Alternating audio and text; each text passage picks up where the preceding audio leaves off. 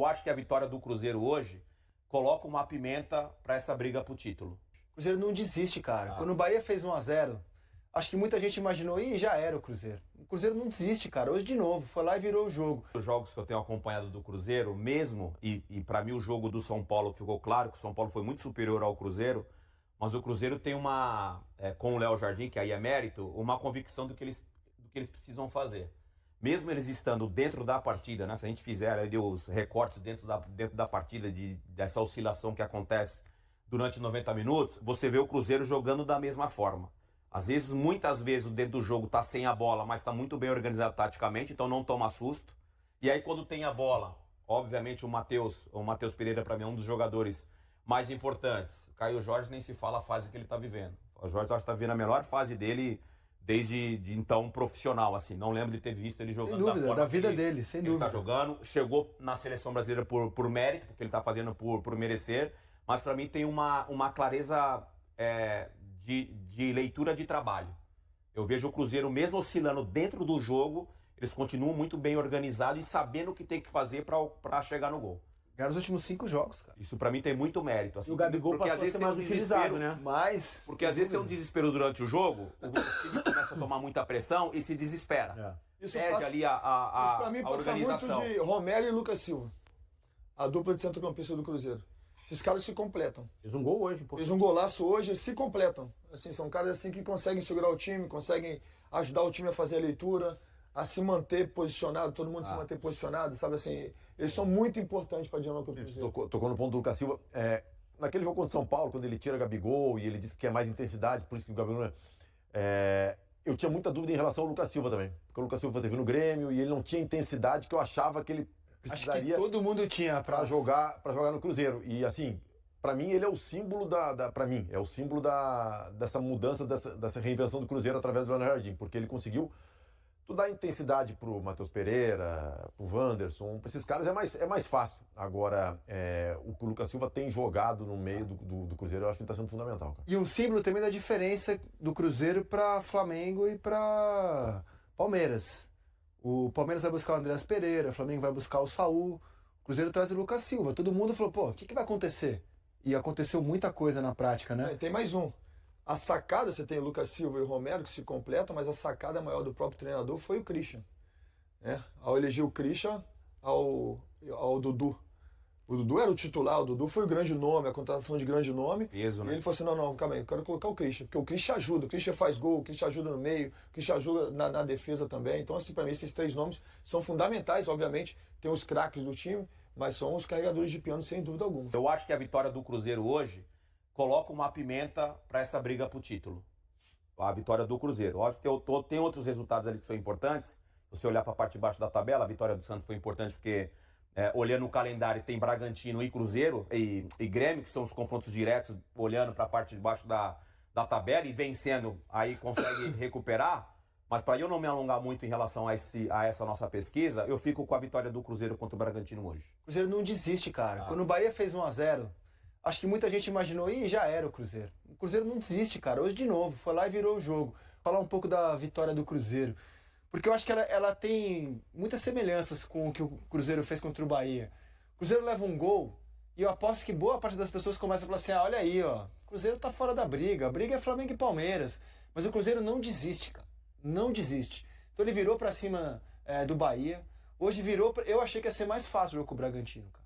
Em casa... Eu achei que ia ser mais fácil. O Bragantino saiu na frente. Ele tirou o Wanderson, colocou o Gabigol de ponta direita. Gabigol que já tinha sido importantíssimo contra o Bahia, fez o gol da vitória. Hoje entrou numa função diferente, se doou pro time. Cara, o Cruzeiro não desiste, o Cruzeiro não aceita. Eu acho que essa tese que o campeonato é só de Flamengo e Palmeiras. Rendimento nos últimos jogos. Pode ser. Os resultados estão acontecendo. Mas não de ambição, né? Diferentemente do Palmeiras, que o rendimento subiu nas últimas rodadas, nas últimas semanas, o do Cruzeiro caiu um pouquinho. O rendimento. Mas está conseguindo pontuar, isso é importante também. A ambição não retoma o rendimento e aí, beleza, você está na briga ainda. Mas que o rendimento contra o Bahia, por exemplo, não jogou bem. Pode ser, verdade. Hoje eu vi parte do jogo, foi um jogo de muita trocação com o Red Bull Bragantino, um jogo duro, foi ser decidido aos 35 do segundo tempo, né? Então, mas no campeonato de ponto corrido você vai alternar bons momentos, maus momentos, mas se você tem um resultado, Tá bom, você tá ali. Aí você vê, ó, mesmo, concordo com você, mesmo tendo uma queda, ele ganhou os 2 jogos do Galo de Copa do Brasil, ganhou todos que fez de brasileiro. Fez 9 pontos. Não foi brilhante contra o São Paulo, ganhou. Não foi brilhante contra o Bahia, mas teve 20 minutos de amasso com as alterações que o Leonardo Jardim fez. Hoje não foi brilhante e ganhou. Cara, tá muito vivo. Então é um trabalho que ele vai mostrando o amadurecimento para lidar com diferentes tipos de jogo. Assim, as adversidades que se apresentam, eu mudo, eu inverto os meus 2 jogadores, eu coloco o Matheus Pereira mais no jogo, eu faço o Lucas finalizar, o Fabrício Bruno com liberdade também, tirar aquele golaço da cartola. Então a evolução como trabalho, Cássio sendo decisivo em muitas partidas. Então assim, é muito bacana o que ele faz mesmo. Assim, ele tem se mostrado um treinador que rapidamente entendeu o mecanismo do futebol brasileiro. Então, acho que o jogo de hoje passa muito pelo Matheus Pereira. Por que eu tô falando isso? Porque o Bragantino começa, né? Acho um belo gol também, né? A formação ali, a forma que foi o gol do Bragantino também foi bonito. O John, o tapa aqui, enfim, o John tem sido também o principal jogador da equipe e hoje achando passe nas costas dos 2 laterais, né? Tanto do William quanto do Kaique, aí que o Bragantino levava muito perigo ao Cássio. E aí o Cássio também fez uma partidaça. Assim, no momento que o Bragantino faz o gol, ele obriga o Cruzeiro a sair, até porque o Cruzeiro estava jogando em casa.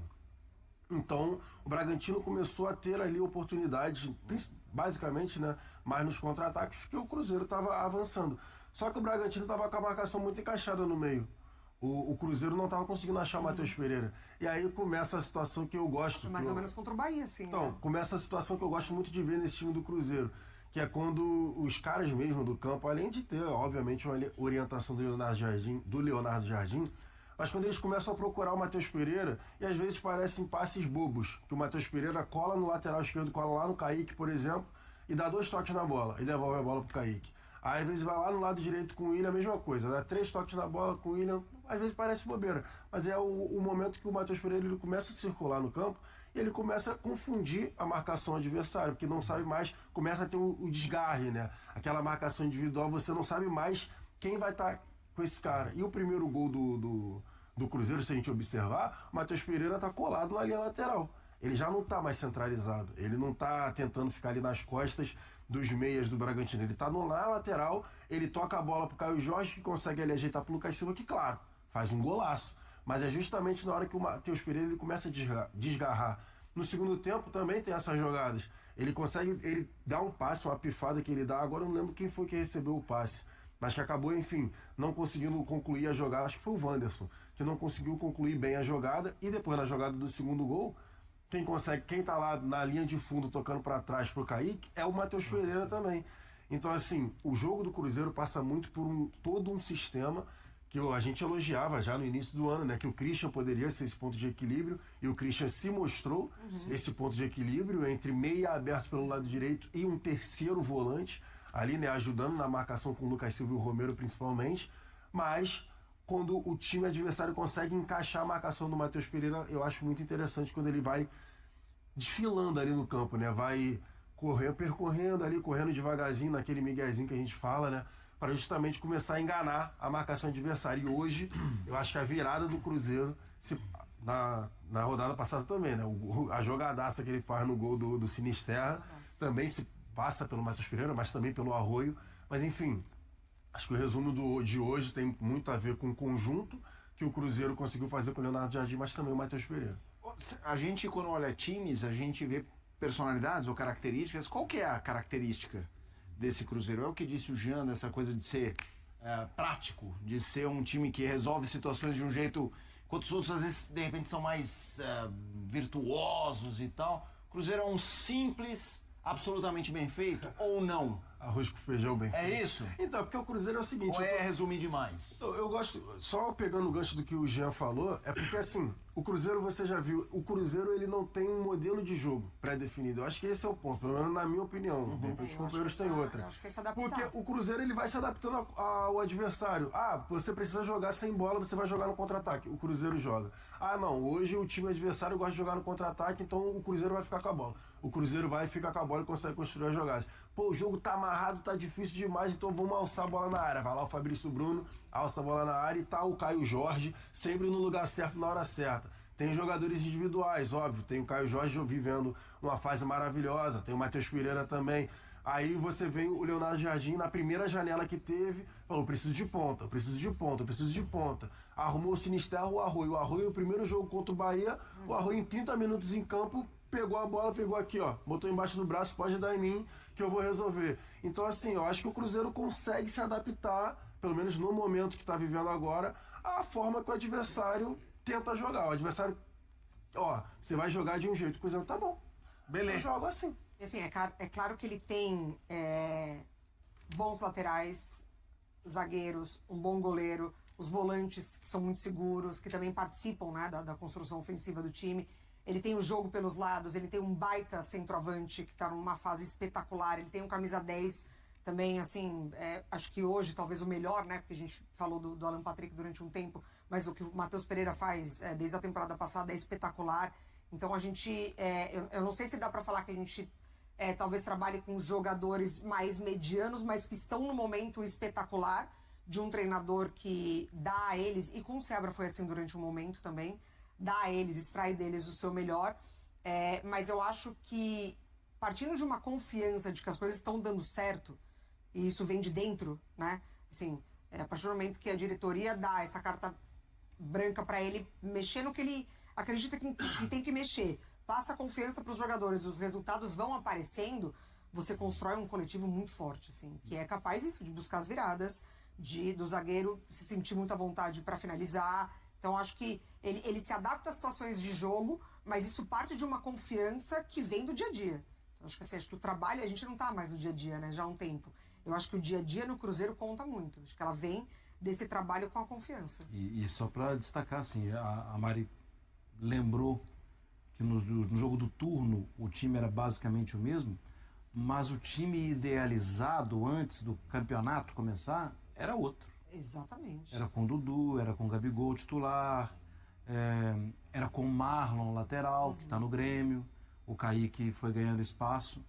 Assim, ele foi melhorando o time. Ele foi melhorando em todos os sentidos, melhorando os jogadores e aperfeiçoando dentro da ideia dele. Falou, opa, esse aqui encaixa mais. Porque há algum tempo, e se você até olhasse, recorresse até o ano passado, dificilmente você ia pensar que em setembro, outubro, a dupla de volantes vai ser os dois Lucas. Ainda, né? Por quê? Porque tem o Matheus Henrique para jogar. Porque tinha o Wallace. Porque, cadê? O Matheus Henrique tem entrado de vez em quando. Ele foi mudando, não preso à grife, preso ao que os caras estão mostrando. Mas eu acho que o Cruzeiro ele ainda tem um ponto a evoluir, que é ser mais produtivo e mais dominante quando o adversário está recuado. Porque quando o Cruzeiro joga em transição, ele é muito bom. Ele é muito perigoso. Quando o adversário está mais fechado, como foi o Red Bull Bragantino, por exemplo, no primeiro tempo, ele tem mais dificuldades em ser um time, como o Casé falou, mais propositivo, de controlar mais a bola e conseguir agredir a cada final de jogada. Você tem que concluir a jogada em gol. Eu acho que isso faltou ao Cruzeiro no primeiro tempo, isso falta em alguns outros momentos, mas o Cruzeiro tem qualidade individual pra caramba. Assim, o Fabrício Bruno faz um campeonato de exceção. De exceção não, porque ele joga assim alguns anos. O Lucas Silva é pouco falado. Muito não, a dupla de volantes, o Lucas Silva e o Romero, eles se complementam muito bem. Os caras têm muitos jogos juntos e assim são amados lá. São dois que marcam. Falou do Fabrício Bruno, mas o Vijalba não mostra também. São dois que marcam e dois que jogam. Aí. Os dois laterais são muito bons. Eu acho que o Willian muitas vezes foi injustiçado. O Fagner veio para ser titular. Eu não sei se o Fagner que jogou nos últimos anos é melhor do que o Willian. Não é. Tá? Então, beleza. Mas quando ele machuca, ele estava muito bem o Fagner. Não, e a galera sentiu. O Kaique é dos melhores e mais promissores laterais que o brasileiro tem. Você pega o cara como o Wanderson, que é um jogador que não fez gol na temporada até agora, mas continua tendo minutos porque briga, acompanha, faz jogadas individuais. O Christian é um jogador de composição, não é de ataque à profundidade. O cara é um baita então, assim, você tem um elenco muito... E os dois diferentes, né? Você tem jogador pra ganhar jogo. O cara é um Matheus e Caio Jorge. Então assim, você tem jogadores e você tem, como vocês falaram, alternativos. O Sinisterra que chegou muito bom. Esse moleque não entrou hoje, o equatoriano, mas eu fiquei impressionado com o que ele fez no jogo. Muita coisa. Muito bom. Assim, eu confesso, eu não conhecia ele. Eu também não. A categoria de base do Independente. O primeiro toque na bola, tu viu? Mais um, viu? Tava lá no futebol turco, né? Tava no futebol turco. O moleque pega a bola, ele faz um salseiro do cacete. Coladinho no não pé. Não conhecia. Assim, e aí vale aí o mérito, não pagaram barato também, mas vale o mérito de quem chegou lá, achou. Então eu acho que é o seguinte... Tanto é que caras como Marquinhos, que eu descartaria no sentido assim, ele não conseguiu contribuir até agora. Quando eu falo descartar ir mais para trás na fila. Se o 12º, 13º jogador. 15º. E só um ponto, Luizinho, que a gente não fala às vezes e tem que falar mais. O Leonardo Jardim é um puta de um técnico. O Cruzeiro não está envolvido em outras competições, é ótimo pro Cruzeiro. Ele tá. Nesse momento... Não, daqui pra frente, sim. Nesse até momento, o final da Copa. Porque agora a gente está falando no final, só em dezembro. Agora, até o final, o Cruzeiro só joga o Brasileiro, né? Depois que acaba, volta a Copa do Brasil. Cara, é um Cruzeiro que fisicamente sobra em segundo tempo. A gente está falando do Cruzeiro decidindo o jogo em segundo tempo há 4 rodadas. Sim, toda hora. O Cruzeiro ganhou hoje, com um gol no segundo tempo. Ganhou do Bahia, assim com o gol do Gabriel, que foi um golaço. Contra o São Paulo, o 1x0 foi o gol no segundo tempo. Contra o Internacional também. Então, assim, fisicamente, cara... E é o time do Leonardo Jardim, porque assim, quando ele pega o time não era capaz de entregar esse nível físico. Mudou. Fisicamente, o Cruzeiro mudou. E aí, desculpa, Casé, porque assim, ele banca tudo. Ele fala o seguinte, rapaziada, olha só. Rapaziada, eu não tô falando de cima pra baixo, não. Tô falando de onde ele tá pra cima. Fala, vocês aí que estão mandando no Cruzeiro. Ou vocês me deixam fazer do jeito que eu acredito e do jeito que tem que ser, porque assim, a verdade tem que ser... Cara, ele não precisa. Ele não precisa estar aqui. Ele não precisa estar aqui e ele sabe mais o que eu quero dizer, a maioria dos times é assim, né? O dirigente, ele faz trocas e não faz muita ideia. Desculpa, se o Leonardo Jardim não souber mais de como gerir um dia a dia de futebol... Então ele olha pra cima e fala assim, rapaziada, olha só, a gente só pode ter aqui quem vai correr, quem é competitivo, quem luta pra cacete. Se a gente for querer... só o talento, não vai dar certo. E os caras acataram. Deixa eu já trazer a odd do próximo jogo, que agora todo jogo é decisivo pro Cruzeiro. Vasco e Cruzeiro, cara. 2,80 pro Vasco, 3,20 pro empate, 2,50 pro Cruzeiro. Cruzeiro levemente favorito. Ele tá até leve demais, então. O Vasco em casa é sempre... Tem sempre, né? Não, sempre não tem sim. Ultimamente não está, né? Não está sendo nem um pouco. Né? Acho que ele ia chegar nessa... Mas, exatamente, o Vasco em casa não está sendo confiável, assim. Mas ainda é uma força, assim, o Cruzeiro sem Gabriel Barbosa, sem... Lucas Romero, né? Sem Romero? Romero não? Aí eu vou confirmar. Djalma? Eu vou ter que confirmar, porque... Confirma pra nós. Mas mobilizadíssimo no Campeonato Brasileiro, um jogo duríssimo. Tô falando da perspectiva do Vasco, né? Porque a gente tava falando da ordem do Vasco. Eu posso estar errado, cara. Porra, o Luiz pode também, que tava no celular, pode ver. A gente faz uma sequência de 2 jogos do Cruzeiro, que é Cruzeiro e Vasco, depois Cruzeiro e Flamengo. Eu posso estar falando merda, mas eu acho que é isso. E aí, no jogo contra o Vasco, que não é no Mineirão...